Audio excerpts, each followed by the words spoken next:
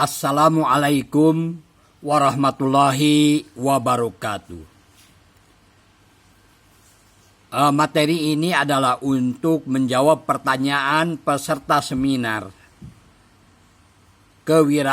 kewirausahaan alumni SMK Negeri 5 Pangalengan, Bandung.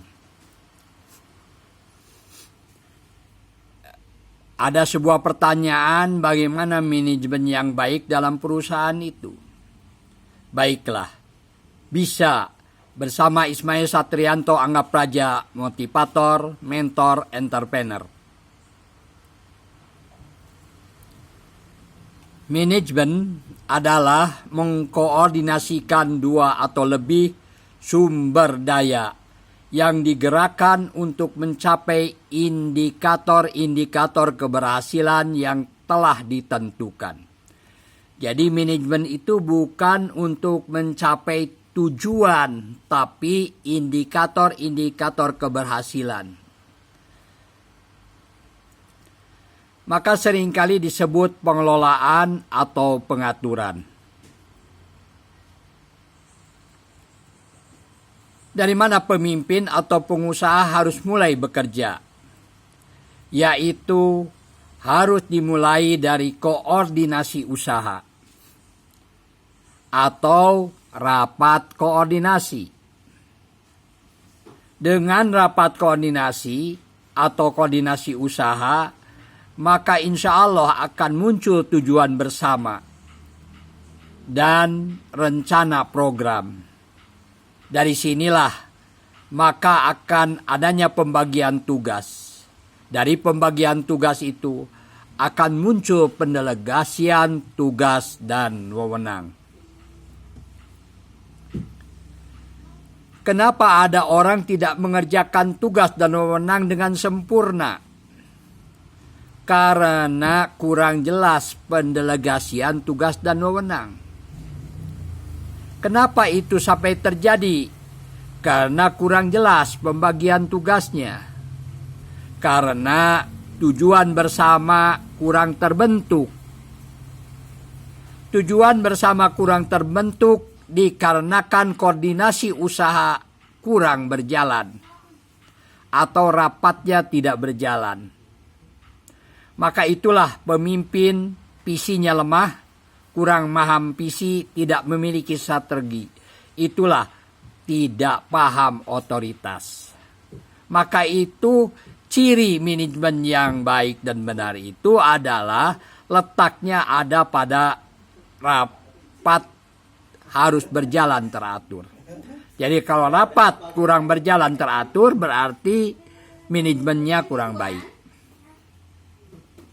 3 fokus perhatian pemimpin adalah 1, berdasarkan teori 3 kaki adalah harus konsentrasi pada awal mulanya koordinasi usaha atau rapat koordinasi harus berjalan teratur.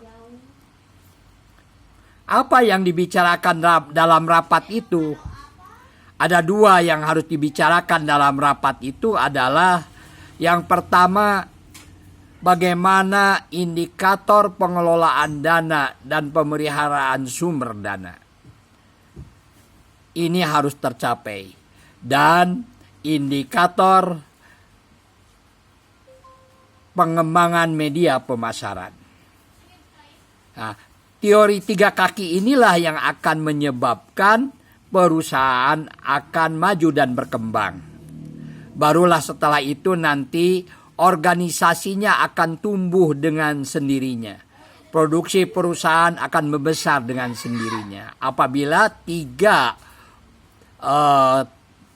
kaki ini diperhatikan. Jadi dari mana harus memulai? Dari rapat koordinasi berjalan teratur.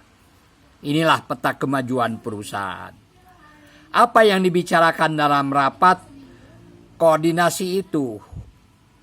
Dalam rapat itu yang dibicarakan adalah indikator-indikator keberhasilan perusahaan. Sudah sampai sejauh mana tercapai. Jika ini dilakukan, maka akan terjadi yang namanya kecerdasan spiritual. Nah, kecerdasan spiritual inilah yang dinamakan tanggung jawab. Jadi kalau kita berkata, kamu harus tanggung jawab dong. Nah, tanggung jawab itu tentu saja bagi yang cerdas spiritualnya, yaitu yang paham indikator-indikator keberhasilan perusahaan dan dia rajin mengikuti rapat koordinasi. Maka mulailah dia akan bisa bekerja dengan sistem. Itu yang namanya kecerdasan sistem. Maka mulailah dia bisa mampu membuat rencana dan juga dia akan mampu bekerja sesuai dengan rencana. Dan itulah akhirnya dia akan ngotot, ya, tidak menyela. Itulah yang namanya kecerdasan emosi.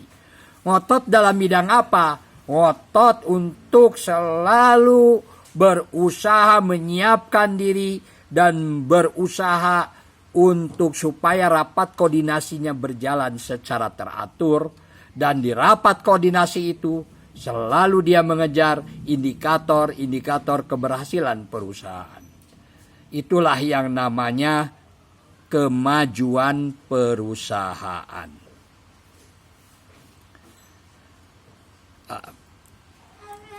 Saya Ismail Satrianto Sulaiman Anggap Raja. Bisa.